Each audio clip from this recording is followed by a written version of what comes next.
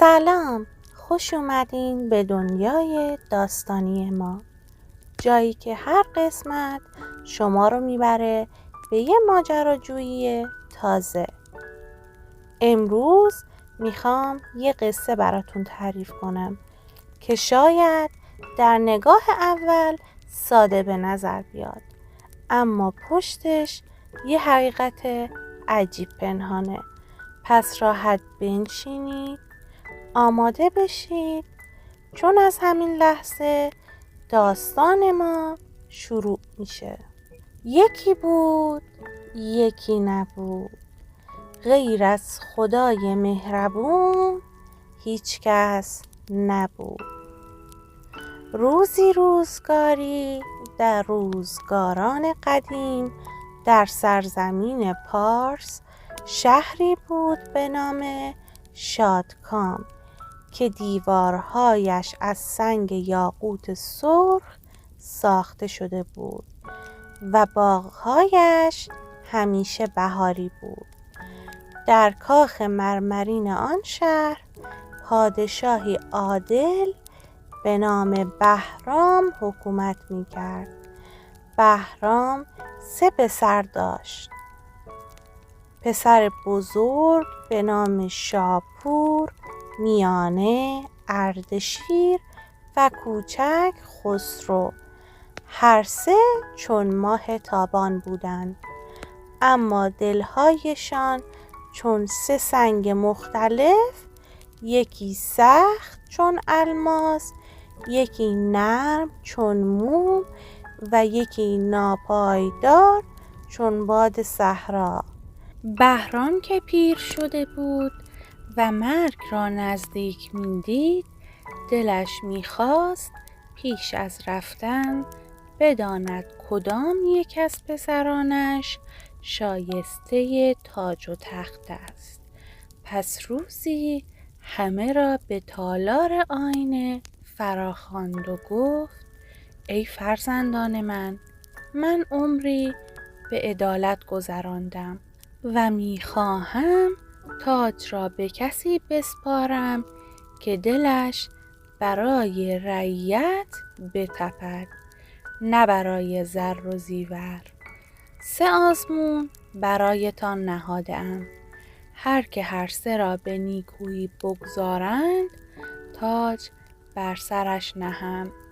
پسران سر خم کردند و گفتند: هرچه فرمان دهی ای پدر. آزمون نخست، گنج پنهان. پادشاه 3 کیسه پر از زر به پسران داد و گفت: هر یک از شما این زر را ببرید و در جایی پنهان کنید که هیچ کس جز خودتان نداند. پس از 1 سال بازگردید و بگویید زر را کجا نهاده اید. شاپور که دلش به مال دنیا بسته بود، زر را در زیر زمین کاخ درون صندوق آهنی پنهان کرد و 7 قفل بر آن زد و کلیدها را در چاهی انداخت. اردشیر که عاشق شکوه بود، زر را به جواهر سازان داد و گفت: از این زر تاجی بسازید که هیچ پادشاهی مانندش را نداشته باشد. جواهر سازان 1 سال کار کردند و تاجی ساختند پر از یاقوت و زمرد که آفتاب در آن گم می‌شد. خسرو اما کیسه زر را برداشت، به بازار رفت، برده‌ها و کنیزان بیمار و ناتوان را خرید، آزادشان کرد، به هر یک خانه و کاشانه داد، زمین خرید و به کشاورزان بی زمین بخشید و تا آخرین سکه را در راه خدا و خلق خدا خرج کرد. وقتی کیسه خالی شد، آن را شست و به همان شکل به کاخ بازگرداند. 1 سال گذشت. پادشاه پسران را فراخواند. شاپور گفت زر من در امان است، در زیر زمین کاخ، در صندوق آهنی با 7 قفل. اردشیر تاج درخشان را آورد و بر سر نهاد و گفت این است زر من که به زیبایی جاودان بدل شد. خسرو کیسه خالی را پیش پای پدر گذاشت و گفت زر من در دل مردم است ای پدر. هر سکه‌اش را به کسی دادم که گرسنه بود یا بی سرپناه. پادشاه لبخند تلخی زد و گفت آزمون نخست را خسرو برد. زر حقیقی آن است که در دست فقیر بماند، نه در صندوق. شاپور و اردشیر شرمگین شدند، اما هنوز دلشان به تاج و تخت بود. آزمون دوم. پادشاه اسبی آورد سیاه چون شب، با یالهایی چون شعله آتش که هیچ کس نتوانسته بود بر آن سوار شود. به پسران گفت هر که بتواند این اسب را رام کند و 1 شبانه روز بر پشت آن بماند بدون اینکه افسار بزند یا تازیانه بکشد، آزمون دوم را برده است. شاپور اول رفت. اسب به محض اینکه او را دید چون دیوی خشمگین شد. شاپور را به زمین کوبید و تا دم مرگ کتکش زد. اردشیر رفت با افسار زرین و تازیانه نقره‌ای. اسب او را نیز به هوا پرت کرد و چنان که 3 روز در بستر افتاد. خسرو اما بی افسار و بی تازیانه به سوی اسب رفت. دست بر پیشانیش کشید، در گوشش آرام زمزمه کرد. اسب اول رم کرد، بعد ایستاد، بعد سر به زیر انداخت و زانو زد.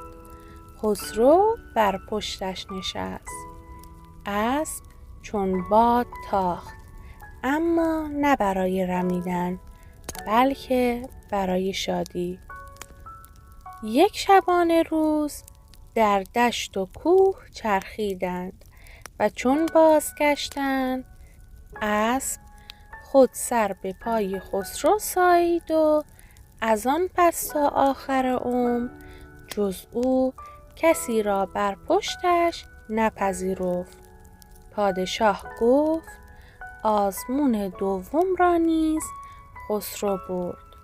قدرت حقیقی با زور نیست، با مهر است. شاپور و اردشیر این بار خشمگین شدند و در دل گفتند این برادر کوچک ما را مسخره می کند. آزمون سوم. پادشاه که دیگر نایی برایش نمانده بود آخرین آزمون را گذاشت. پسران را به خلوت برد و گفت من امشب میمیرم. هر که بتواند بگوید من در لحظه مرگم چه خواهم گفت تاج بر سرش نهم. شاپور و اردشیر شب تا صبح کنار بستر پدر نشستند. گوش تیز کردند، اما پادشاه جز نفسهای سنگین چیزی نگفت. نزدیک سحر بهرام چشمانش را گشود. به خسرو که کنار دیوار ایستاده بود نگریست و لبخند زد. خسرو جلو آمد، دست پدر را گرفت و آرام در گوشش گفت ای پدر، تو اکنون خواهی گفت خسرو تاج را بر سر نه بلکه در دل مردم بگذار. پادشاه نفس عمیقی کشید. لبخندش عمیق‌تر شد و در همان لحظه جان سپرد. شاپور و اردشیر ماتشان برد. پرسیدند تو چگونه دانستی؟ خسرو گفت پدر در تمام عمرش همین یک چیز می گفت: پادشاهی آن نیست که بر تخت بنشیند، بلکه آن است که در دل مردم جا بگیرد. من فقط همان را تکرار کردم که او همیشه در دل داشت.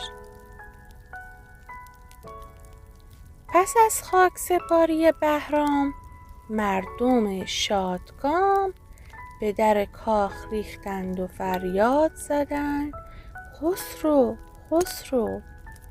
شاپور و اردشیر که دیده بودند دل مردم با برادر کوچک است، شرم کردند. زانو زدند و گفتند ما کور بودیم، تاج از آن توست. خسرو تاج را برداشت، به سوی مردم رفت، آن را بر سر کودکی یتیم گذاشت و گفت تاج حقیقی این است: هر که دل مردم را داشته باشد پادشاه است، حتی اگر بر تخت نشسته نباشد. و از آن پس در سرزمین شادکام دیگر پادشاهی بر تخت ننشست. خسرو در میان مردم زندگی کرد، خانه به خانه رفت، درد به درد شنید و نامش تا ابد در دلها ماند، نه بر سنگ کاخها. و این بود حکایت پادشاه و 3 پسر که یادمان داد زر در دست فقیر، قدرت در مهربانی و تاج در دل مردم است. قصه ما به سر رسید، کلاغه به خونش نرسید.